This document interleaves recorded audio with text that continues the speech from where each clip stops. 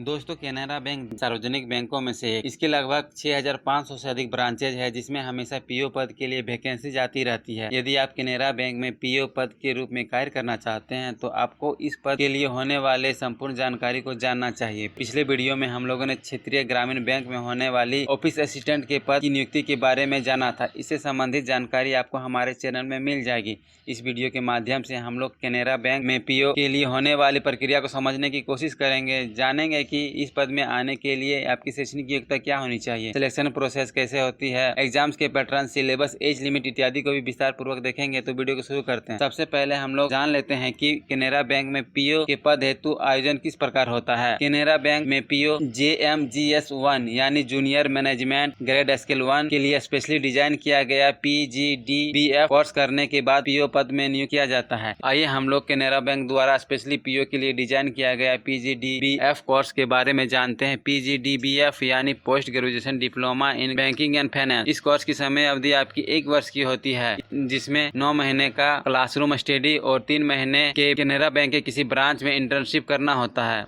नामांकन के लिए शैक्षणिक योग्यता की बात करें तो अभ्यर्थी को किसी मान्यता प्राप्त संस्थान से स्नातक या समकक्ष परीक्षा उत्तीर्ण होनी चाहिए, जिसमें जनरल और ओबीसी अभ्यर्थी को 60% अंक, जबकि ST SC और PWD के अभ्यर्थी को 55% अंक होना अनिवार्य है। शैक्षणिक योग्यता के अलावा अभ्यर्थी के पास कंप्यूटर का ज्ञान होना जरूरी होता है। इस कोर्स में नामांकन के लिए उम्र सीमा की बात करें तो उम्र सीमा आपकी 20 वर्ष से लेकर 30 वर्ष के बीच होनी चाहिए। उम्र सीमा में गवर्नमेंट नॉर्म्स के अनुसार से रिजर्व कैटेगरी के अभ्यर्थियों को छूट दी जाती है। PGDBMF के कोर्स फी की बात करें तो यह इंस्टीट्यूट पे निर्भर करता है। इस कोर्स को मुख्यतः 2 संस्थानों द्वारा संचालित किया जाता है। पहला संस्थान है आपका Manipal global education service private limited Bengaluru campus. इस इंस्टीट्यूट में कोर्स फी के रूप में 4,13,000 रुपये जमा करने होते हैं। वहीं दूसरा एजुकेशन संस्थान है आपका NITTE education international private limited greater Noida campus. इस एजुकेशन संस्थान में कोर्स फी के रूप में 3,54,000 रुपये ली जाती है। दोनों संस्थानों में कोर्स फी लमसम या 2 इंस्टॉलमेंट में जमा करनी होती है। नामांकन के लिए एडमिशन प्रोसेस की बात करें तो नामांकन प्रक्रिया के अंतर्गत common written exam, group discuss और इंटरव्यू होती है। आइए देखते हैं कॉमन रिटन एग्जाम्स के संपूर्ण जानकारी को। तो कॉमन रिटन एग्जाम को IBPS मुंबई द्वारा कंडक्ट किया जाता है। इसमें क्वेश्चन टाइप आपके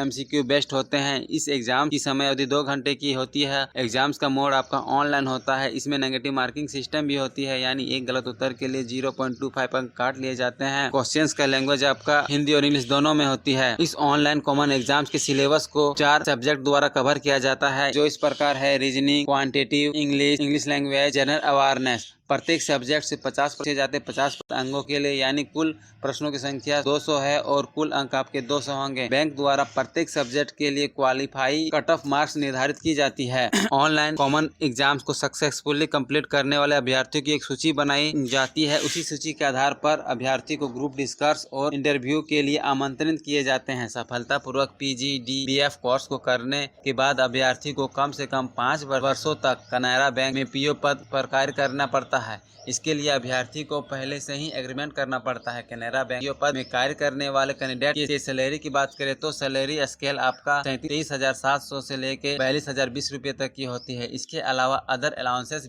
आवेदन शुल्क की बात करें तो आवेदन शुल्क के रूप में ऑनलाइन मोड में SC ST PWD अभ्यर्थियों को 118 रुपये तथा अदर कैंडिडेट को 708 रुपये जमा करने होते हैं। वीडियो के अंत में जान लेते हैं कि आवेदन कैसे करें। तो इच्छुक एवं योग्य अभ्यर्थी केनरा बैंक के ऑफिशियल वेबसाइट पे www.canarabank.com के माध्यम से ऑनलाइन आवेदन कर सकते हैं। मुझे उम्मीद है कि इस वीडियो के माध्यम से आप केनरा बैंक में होने वाली पीओ पद के सिलेक्शन प्रोसेस को समझ गए होंगे। इसे समझ अगर कंफ्यूजन होगा तो आप हमें कमेंट के माध्यम से पूछ सकते हैं। मिलते हैं अगले वीडियो में एक नई करियर संबंधी जानकारी के साथ, एक नई जॉब ओरिएंटेड कोर्स के साथ, एक नई करियर गाइडलाइन के साथ। तब तक के लिए जय हिंद।